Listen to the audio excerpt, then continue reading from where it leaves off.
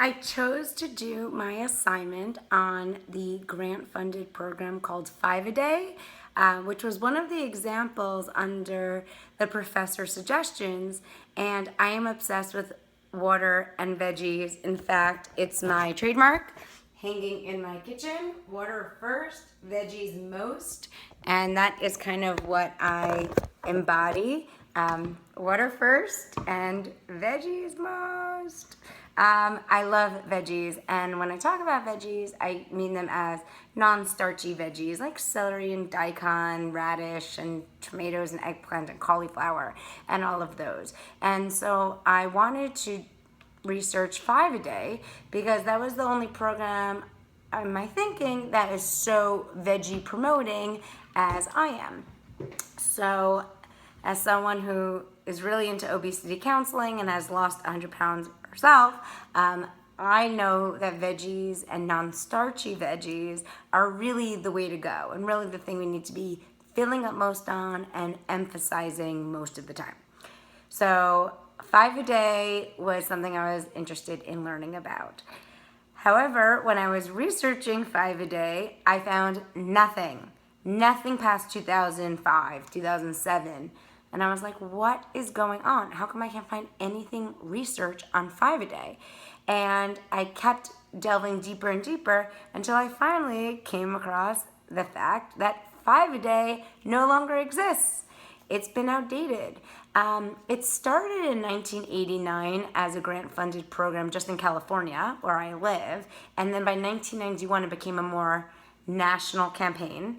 It was really a partnership for both like the produce nonprofit organization, but also from the National Cancer Institute. And they used 5-A-Day in a lot of their research and public statements as a cancer preventative type of lifestyle thing, not really emphasizing weight loss or weight control too much, and overall health, well-being, but really it was funded by and organized as the leading agency, the leading government agency was the National Cancer Institute. So it really had, and the American Cancer Society, so it really had that kind of perspective on it. But it did really well.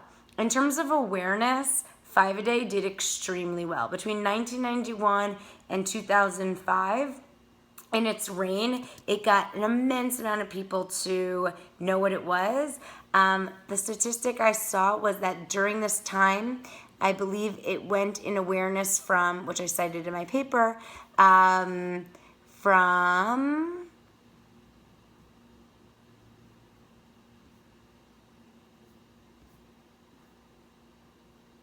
8% awareness of Americans in 1991 to 40% of Americans aware of the 5-A-Day campaign, and that you should eat 5 fruits and veggies a day by 2004. But during this time, the amount of fruits and veggies people actually consumed in America, no change. 24.6% to 25%. Literally no change to the amount of fruits and vegetables Americans actually ate over this 20-year span, which is ridiculous. So people became more aware of the campaign that they should be eating 5 fruits and veggies a day, but yet didn't. And only a quarter of Americans actually meet this goal, which is really sad. And there were so many problems with the 5-A-Day mission. First of all, there wasn't very clear-cut data on how much funding went into this because it's a public and private program. So while it's public sector funds it with research and data and marketing and resources, it's also heavily sponsored by Walmart, grocery stores, and banks, and then just people who like Dole and Del Monte, like companies that have fruits and vegetables and sell them, because obviously if we buy more then they profit more, which is fantastic. I love those kind of companies. So, but we weren't actually eating more of them. So that's a big fault of the program. Other faults were that people said they know 5 a day, but what constitute as one, and didn't really understand what a serving was or anything else. And it also had a lot of pictures and images of fresh fruits and vegetables, and it wasn't clear that canned and frozen vegetables can count as servings of fruits and vegetables. So then the CDC actually took over as the leading agency, Center for Disease Control, and it was no change. So then we came back, and in 2000, I want to say 7, and in 2007, 5 a day was then made obsolete, and we created a program in America called Fruits and Veggies, More Matters, which I had never heard about. I'm a dietitian, I'm a mother, I'm in the know, and this program has been out since 2007, and yet I have never heard about it. That's not okay. That means it's not a successful program. And really, as of 2010, I think I found a study that 18% of Americans have heard of this program, and yet I'm not one of them. That's ridiculous. So this program clearly does not have good marketing, but it does have a good purpose. Its mission is, and in their research they found that when we said 5 a day, it was too daunting and unachievable for people, and it felt too much like it was preaching. So now we just say more matters. And it was actually conflicting because some research showed that 5 a day isn't even enough. We need like 7 to 10 servings of fruits and vegetables a day to actually get the maximum impact for our health. So 5 a day just didn't make sense. It was too much of a number. It felt too daunting for people to handle. So the new program is called Fruits and Veggies More Matters, and we're just promoting more. There's a lot of cute stuff behind it. I love that it's a PhD registered dietitian who's also a busy mom, who's the face of the campaign. She is amazing. There's on the website, the Fruits and Veggies More Matters.org website. She's answering questions like, is daikon radish good frozen? I have daikon radish here. I eat it all the time. Like a chip. And she's answering cute questions like that. My biggest fault of the program is that fruits, in my mind, are not veggies. We need veggies most. We need more non-starchy veggies, and I'm honestly, in the literature of this new campaign, I'm hearing a lot of sweet potatoes, a lot of corn, a lot of apples, a lot of peaches, a lot of pears, and not enough asparagus, celery, cucumbers, in my opinion. We need the non-starchy veggies if we really want to start seeing the scale ticker down.